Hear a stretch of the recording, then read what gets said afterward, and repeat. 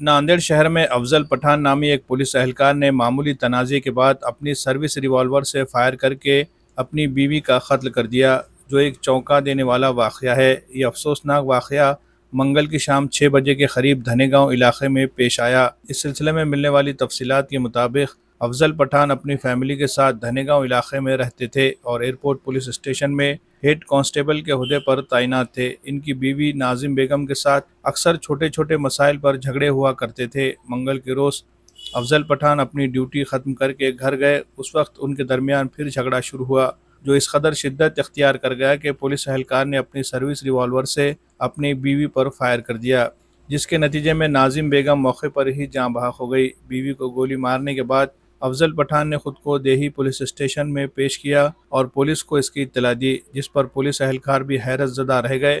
फौरी तौर पर मौके पर पहुंचकर कानूनी कार्रवाई की गई।